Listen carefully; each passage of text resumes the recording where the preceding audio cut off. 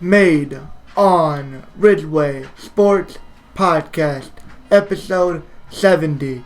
Hunter Keister back with K-Mac, let's get it. Made on Ridgeway Sports Podcast, let's go. We are back another week in sports, and we have a pretty loaded podcast for you guys. Kicking it off, we are going to be talking about the NCAA National Championship for basketball as San Diego State Aztecs took on the UConn Huskies. And this was a competitive game. It was it kind of lacked offense a little bit. I mean, San Diego State more known for their defense for sure, but I mean, in this game, Kurt, you didn't really watch this game, did you? No, not really. Yeah, I mean, as I get into the stats here a little bit, San Diego State shot 19 for 59, 32%. Oof.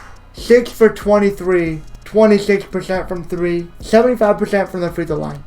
Getting into UConn, led by, Sanogo, that's who it was. Sanogo, the big man, the forward. He really led the way. Hawkins was another number 2. He put in 16. But he wasn't even the leading scoring guard, and I was surprised at that. Newton had more than him.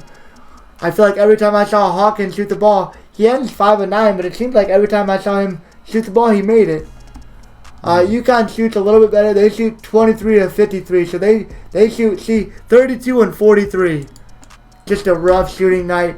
I mean, UConn 6 of 17 from 3, so they were 35%. A little more careful, but they were a lot better from the line. 24 of 27. That'll do it. Yeah, 88.9% free throw. Right. Outboarded them as well. Defensive boards and total rebounds. Double the assist. UConn had a good Some game. nice blocks, good too. game plan. They finally make it back. They were really good in the early 10s, really like 2013, 2014, Kemba Walker era. They finally make it back, and they get the job done this time, beating San Diego State. They were up 36-24 after the first half, and was able to continuously keep fighting and get the job done, win the national championship. So good little recap on the national championship, as that will put an end and a bow on the 2023 basketball season. Yeah. Moving on, let's head to the college ice hockey rink, as we're going to cover the Frozen Four in hockey, as the 1 seed Minnesota Golden Gophers took on Boston at 5 o'clock, followed by 2-seeded Quinnipiac taking on 3-seeded Michigan. Starting out, Minnesota 6-2. They get the job done against Boston. Minnesota leads after 1 period, 2-1. Boston gets 1, 2-2 after 2 periods. And Minnesota is able to put 4 goals up. Wow. Logan Cooley scores 2. He was the another guy that was going for the Holy Baker that Fantilli won today. Cooley, he was in the running. Logan Cooley scored, but he scores 2 empty nets. So, okay, never mind. He really doesn't. He gets 2 empty nets. Yep. He gets 2 empty nets. Those doesn't count. Minnesota puts in 4 in the third, but it was really only 2 goals, as BU would just pull their goalie, doing whatever they can to try to get goals. Doesn't happen, and Minnesota advances to the national championship game. Really interesting game.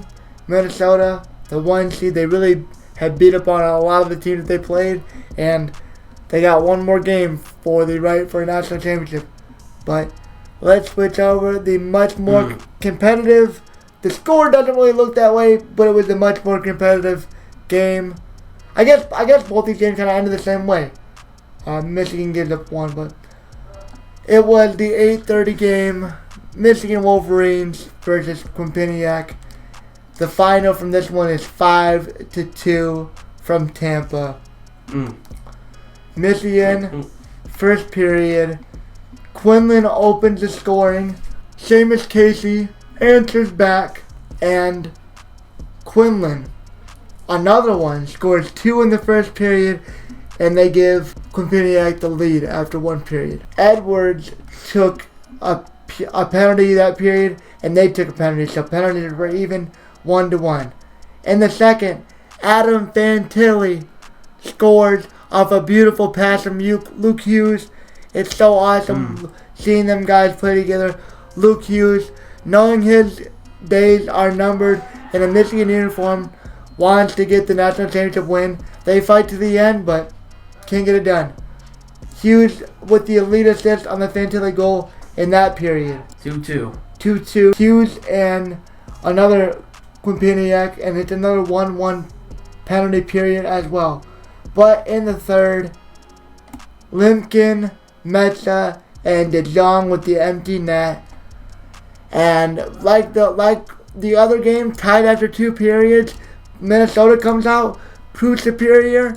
Unfortunately, it was reversed, and in the third, Quinnipiac comes out, and they get 3 goals, 1 empty net. Wow. The penalties were even again, 1-1 in the third as well. What sucks about this game is there's good and bad about Portillo, the goalie, right? Portillo, he stopped 29 shots, right? But the 3 goals that he gives up, the 3 main ones when they were really in the game, 2 were banked off his backside when he was really out of position, off rebounds, right? And then another one off the end boards, just a crazy shot that flies over his goal, his glove. In a really important time in this game, so it's like you got half the fan base that's only seen that, and they're like, it doesn't matter when you give up goals like that, you're to blame no matter what. But then he also made so many times when Michigan was trying to get into it, they gave up breakaways. Yep. So many breakaways. And Portillo saved all of them. Miraculously saved all of them. 2-on-1, 3-on-1. Over and over and over and over. I mentioned it multiple times that they were going to give up goals finally if they keep giving it up. And you didn't hear nothing about that, like you said. But nonetheless, great season for Michigan. Big Ten tournament champions once again. Second place in the Big Ten regular season, and they bow out in the semifinals once again. All right, for the Frozen Four to end it off, Carl, who do you pick? Minnesota, Quinnipiac, number 1 overall, number 2 overall in the college hockey landscape, as the national champion will be crowned Saturday night at 8 o'clock from Tampa. Alright, first things first. I almost predicted that game last week, 6-2, and then I predicted the score the wrong way, of course. 6-2, he said 5-2. I said 5-2 for both games. And, of course, Quinnipiac beat us 5-2, so. Yeah, but you know what? Minnesota's been a dog all year. I think they get it done. Quinnipiac. I like them. Man, they just be scoring. I like a 6-4 game for Minnesota. 6-4. Ooh, I like that. I like that a lot. I like some points. I like that a lot. Like a decent game, but I think Minnesota takes over in the third. Yeah. I'm gonna go 5-3. I'm gonna go 5-3 Minnesota. Now, to be honest, and I've said this, I truly believe like when Michigan finally makes that national championship in one of these major sports, especially now with the losses they've had, I truly feel like they'll get over the hump. Especially with a team against like Minnesota. They've had their number twice in Minnesota. I really feel like that would have continued. But now, Minnesota, I think they do get the best of Quinnipiac. I'm going to go 5-3 final. Competitive game throughout. But I think that leadership and that just dominance of Minnesota shows through. They're good, man. But if Quinnipiac can play how they did against Michigan, I'll give them a good chance. Yeah, that gives them a great run for their money. But give me Minnesota to be crowned national champions and bring one home for the Big Ten. That'll do it for Frozen Four coverage. Baker Memorial Award. He won it over 2 Minnesota players. It was Cooley and Matthew Nyes from Minnesota. 3 Big Ten players, all in the Heisman finalists in college hockey. Shows you how dominant the Big Ten is in college hockey. Fantilli wins this award with 65 points on the year. He scores 30 goals, 35 assists. In, 35 games played? 36 games played. 36 games played. He had a point in 33 of those games. Crazy. Including one goal in the tournament finals loss to Quinnipiac. He had 19 multi-point performances. That is just crazy. That's for insane. A freshman. Yeah. For a freshman. Yeah. Crazy production. One of the best seasons college hockey's ever seen. Besides O'Connor. O'Connor had like a crazy year as a freshman. He's in the NHL now. Yeah. He had a crazy year, and I guess he got robbed of the Holy Baker.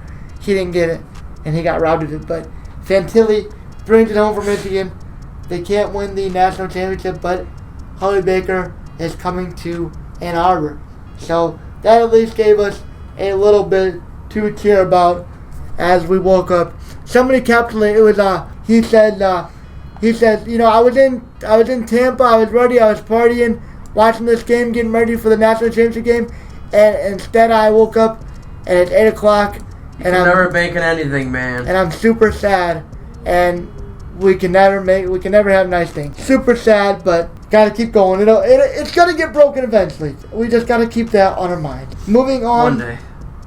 We will talk about the Michigan basketball transfer portal trifecta that they have brought in since losing the likes of Hunter Dickinson, Kobe Buffkin, and Jett Howard. Yep.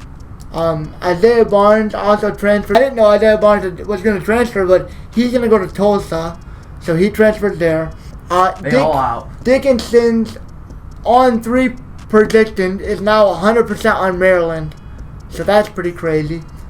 But Michigan will start from the end of March, where they brought in 6'4", 190-pound shooting guard Namari Burnett. Yeah, he played last year he played at Texas Tech. It looks like. He had 29th nationally, 4-star prospect, 6'4", 190 pounds. Good guard for Michigan to bring in as they kind of kicked off trying to right this ship a little bit. Gotta do something. So they start off doing that. Then, on today, that did happen today actually, Trey Jackson, the former 4-star Seton Hall power forward from Detroit, commits to the Wolverines as he looks to fill a big need at the power forward position. So the former 6'10", the former 4-star comes to Michigan, 6'10", 215. And then the big fish, former 5-star UNC guard, combo guard, Caleb Love, 6'4", 195, goes from the Tar Heels to the Wolverines.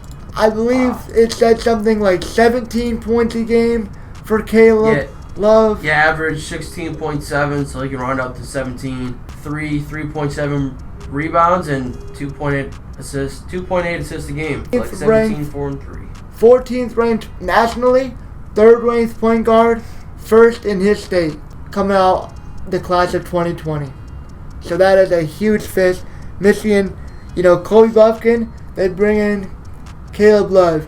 You think about losing guys like T. Will and Dickinson, you bring in Jackson to fill a 4 spot, maybe as a starter or a backup. Joey Baker looks to get another year.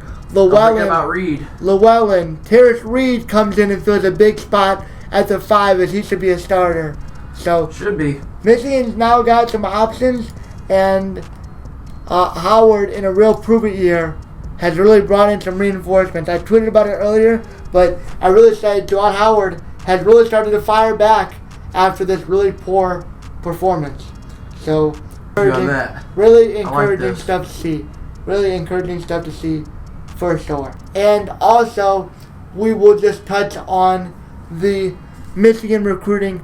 I just have to highlight the fact that they are now the number 2 recruiting class in the country. Oh, yeah.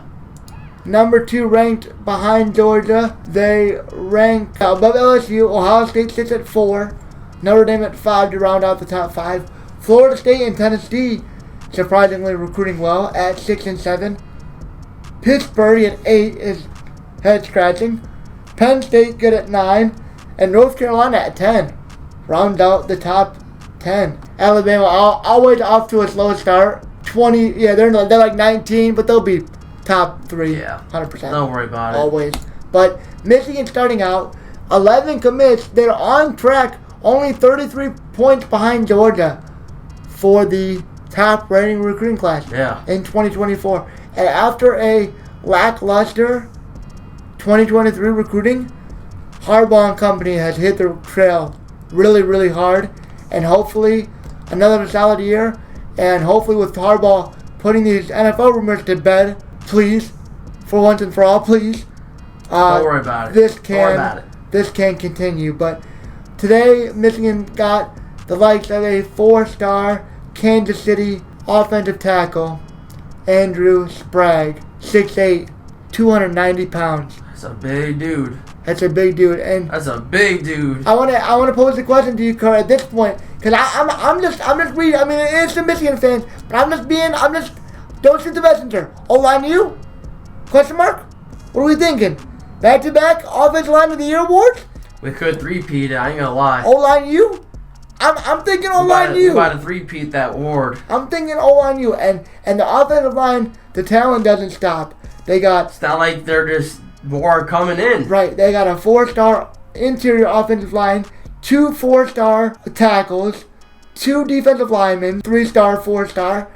Like Kurt said, they're not stopping. They're still coming in. Jaden Davis coming in.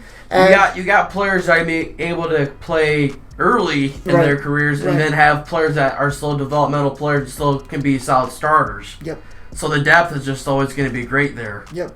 Like I mentioned to Kurt earlier, Jake Butt actually mentioned this during the spring game broadcast.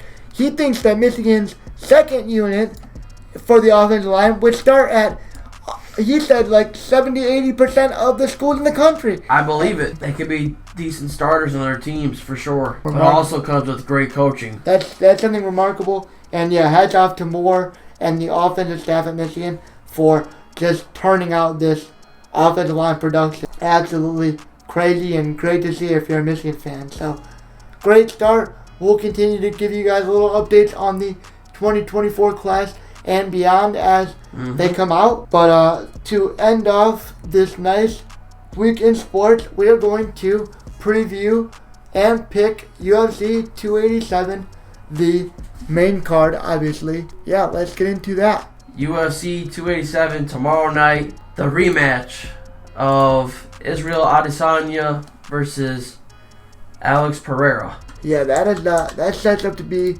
a wild matchup as Adesanya is 0-3 or 0. Well, he's obviously they fought before in the UFC, and then 0-2. Asanya's previous career, they were kickboxing, and Pereira defeated him there as well. Yep. So 0-2. Fighting career, he's 0-2, but UFC, he lost the belt to him. So we'll talk about that in a few minutes. But definitely some good fights. Great fight. Also Burns and Jorge Masvidal. Right. I'm liking that one.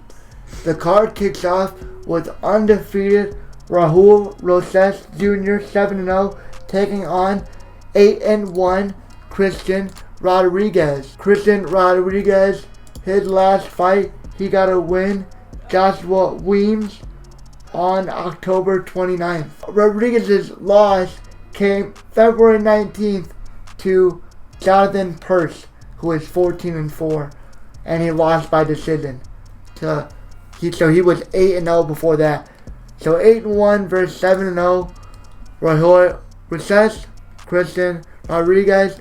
Rosas is 18 years old. Rodriguez is 25. Rosas is 5'8".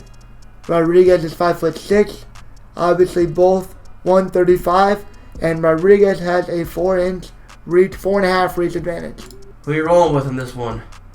Man, I don't know. My head says Rosas. I'm really torn. I need to hear your prediction, honestly, because I'm really torn. I'm going with Raul Rosas. You think Rosas keeps the undefeated streak? You know, I think he puts Christian Rodriguez in a submission.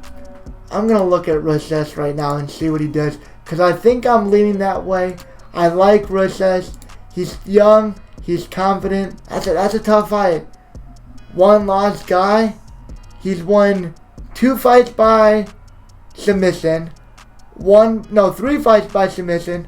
1 by KO and 1 by decision. Christian Rodriguez, what does he usually do in his fights? Christian Rodriguez, when he wins, he gets KO, decision, submission, loss, submission. Yeah.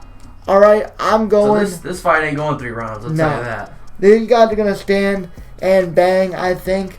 Well, Rodriguez never looked to go to the ground with a couple of submission wins, but I'm going to go Rosas in a second round TKO. Alright. I like Raul Rosas to finish him off with a submission.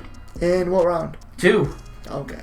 Going with 2. Alright. Moving up the card, Kevin Holland versus Santiago Ponzinibbio.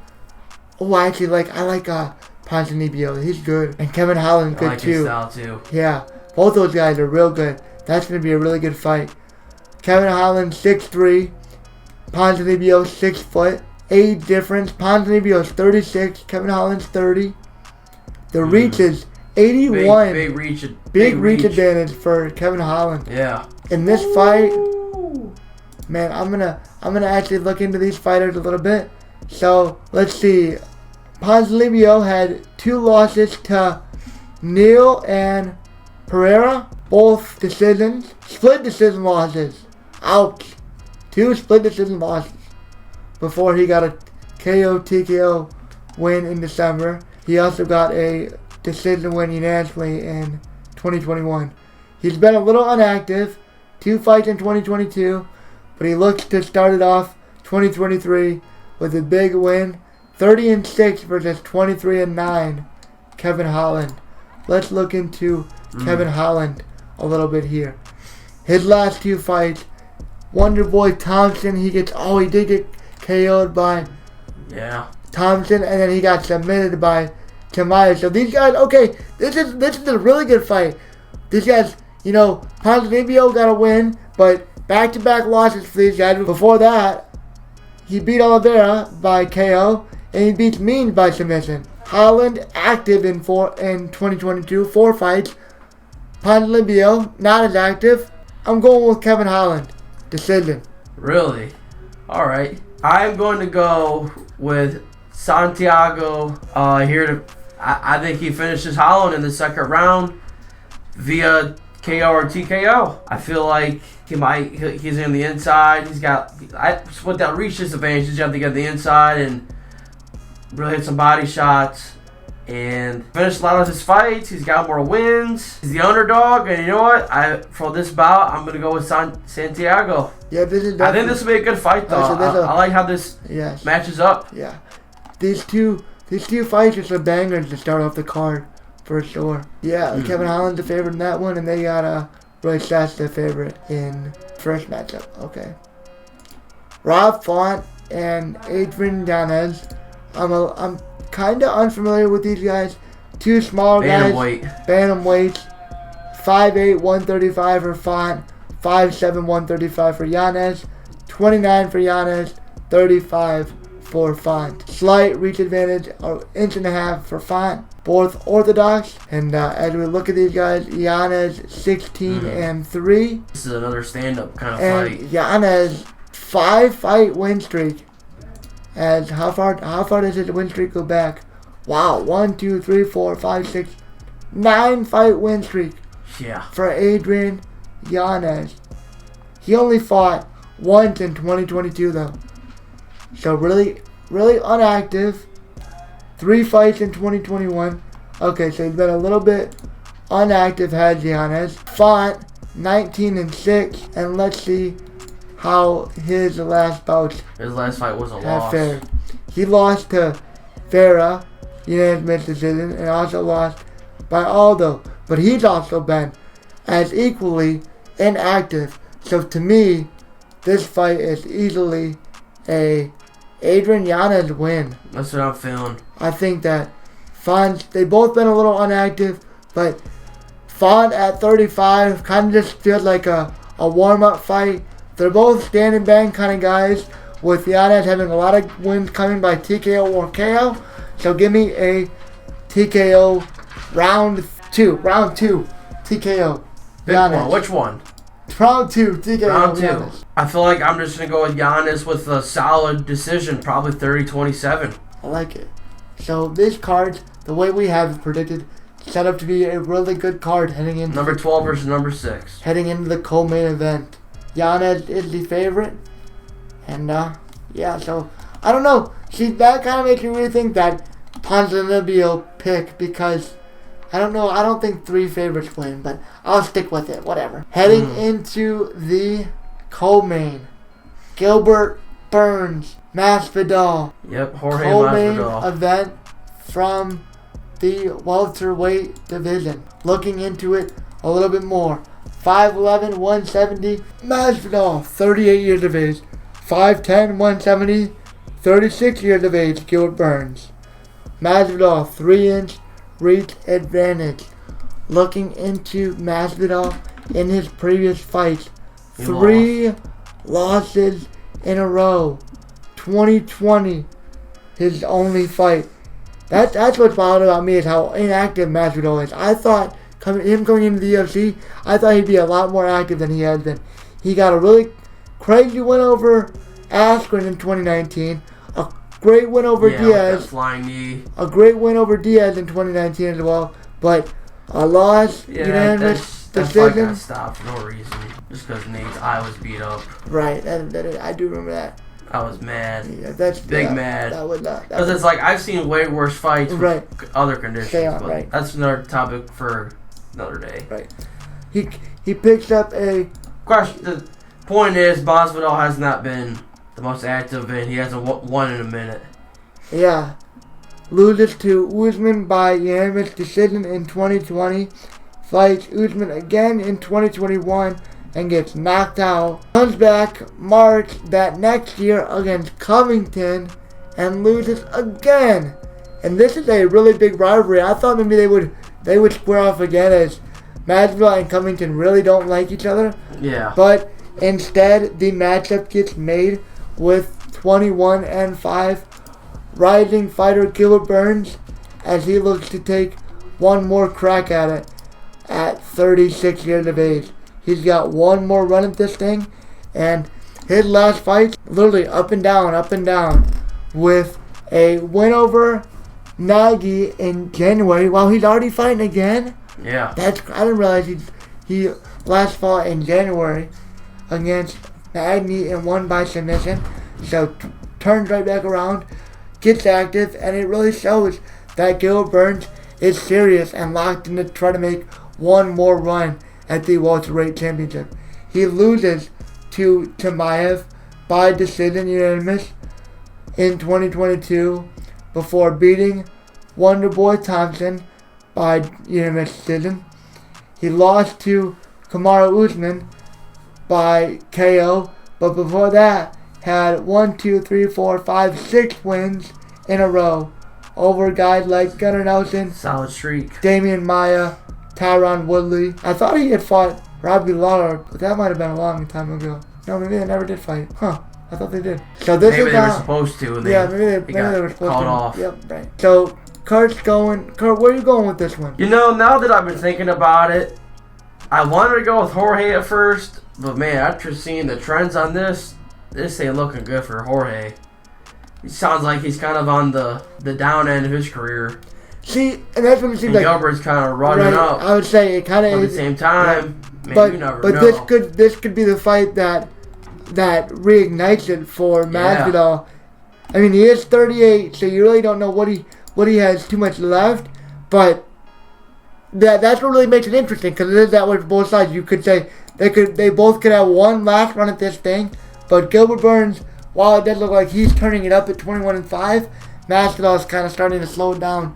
So, Kurt, where are you going? I'm gonna stick with my gut here on this one. I'm taking Gilbert Burns with probably a three round 3-round decision. I think he wins probably 2-1. I think Gilbert it'll be a solid fight, but I think Gilbert will be pretty comfortable with. Like, he knows he'll be winning. There won't be a controversy here. I like Gilbert Burns with a 2-1 decision. I'm feeling that. I feel like Jorge will definitely have his moments, though. Gilbert Burns has been my pick the whole week as I've thought about this fight. I like Masvidal a lot. I love his fighting style. And I like him. And everything, I like everything about him. But like Kurt mentioned a little bit ago, I just think this is where Gilbert Burns is starting to peak as he can kind of take one more run at this thing, where Masvidal is just kind of running out of gas, 38 years of age, and I think this is where Gilbert Burns really puts a stop to anything, Masvidal contending for anything. I think Gilbert Burns kind of gets his shot, and I don't know. I could really see if Masvidal wins, it could definitely be like a crazy KO. If he wins, he's finishing him. That's the only way he wins. He ain't win no decision. Right, but I kind of like the way Kurt was thinking on a really dominant 2-1. Gilbert Burns. If you're betting, if you're betting, this is the one to bet on. I feel like if you're betting an underdog. Yep. Because this is the one that would make you probably the most. Yep. It would. The odds are way in Gilbert Burns' favor on this one. Put a little bit on Masvidal KO or TKO. That's what I would do if you're feeling a little spicy. Yeah. Nonetheless, I still feel like it's a solid co-main event. Right, and that would set up 4 crazy fights going into a much anticipated title fight from the middleweight 185 division. As we prefaced it a little bit ago, Alex Pereira, Israel Adesanya, 2 losses in his UFC career. Pereira only has 8 fights total in the MMA. Kickboxing, these guys both go way back. Adesanya, loser of 2 straight to Pereira. 1 in the UFC for his 184-pound belt, and 1 in the kickboxing realm. Can Adesanya finally avenge his losses, or will Pereira put the nail in the coffin and just be another one of those classical tales? He had his number. Who knows? Obviously, Adesanya, only 2 losses in his UFC career. Yeah.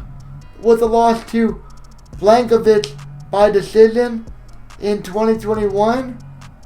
He wins 3 in a row, Vittori Whitaker and Cannonier by decision, before falling to Pereira by KO. And to be honest, Adesanya really hasn't fought you know what?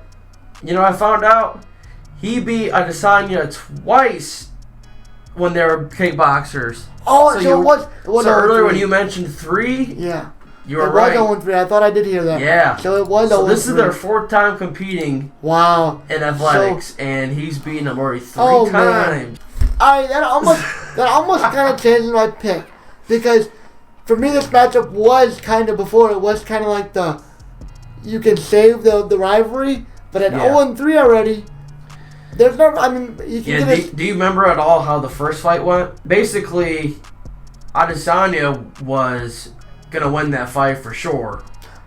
And then in the final round, Pereira That's right. hurt him a couple times. Another one of those Usman-Edward fights, basically. Yep. But if you remember recently, Edwards pretty much took care of Usman. Pretty much took care of him. So 4th time competing, Adesanya with 3 losses, and he's the favorite here. I don't know, man. Somehow he's the favorite. I don't like him to bet, but you know what? My gut has said Adesanya gets his revenge. I thought he was 0-3, and that really, really pushes it, because I really could see Pereira just putting the stamp 0-4 and winning this one. Especially as an underdog, because that's got to be really disrespectful if you're 0-3 against somebody and you're still the favorite. I'm going Adesanya, and to get the belt back, I think he's got to finish him. I think he's got to get that KO back, and I'm going with a 3rd round stoppage. Wow, for me, this is one of those things where you're just better than someone, as in like you have their number. It's just the matchup just works well. I gotta go with Alex Pereira on this one. I think he gets. I don't blame you. I think he gets a win. It's hard for me to see him finishing him, though. I think he'll get him with the decision. I think this goes 5 rounds, which kind of... You think it's real close or kind of convincing? I think it's close for sure. But I feel like they always give champions that little extra edge when it comes to decisions. Right. I feel like it could be one of those situations. Yeah, I can definitely see it going that way. These two finish fights, so at the same time, I don't see Pereira beating him by finishing him. I don't see that for some reason. I feel like for him to win, it's got to go 5. If anyone's getting finished, it's Pereira. But the rest of that card was pretty nice. All right, was that everything you wanted to add for UFC? I think we about covered everything pretty well. All right, good, pretty solid week of coverage of sports, and we got it all in 45 minutes. So nice. Not too shabby, and that will do it. We'll have this one out for the weekend. Good to be back on track. We have a TikTok and an Instagram now as we close things out. So we'll link those in the description. Give those a look and a follow and some likes as we are trying to expand the podcast a little bit. And big things coming as we get the summer. Stay tuned for the great content. Yeah, great things. Great content coming. Big things on the way. So, hope you guys enjoyed this one. Episode 70 is in the books. Like, comment, subscribe, share, and let us this one out for the weekend. Good to be back on track. We have a TikTok and an Instagram now as we close things out. So we'll link those in the description. Big things coming as we get the summer. Stay tuned for the great content. Yeah, big things. Great content coming. Big things on the way. So, hope you guys enjoyed this one. Episode 70 is in the books. Like, comment, subscribe, share, and let us know what you guys want to hear about. So, hope you guys enjoy this one. Made on Ridgeway Sports Podcast, episode 70. Peace out.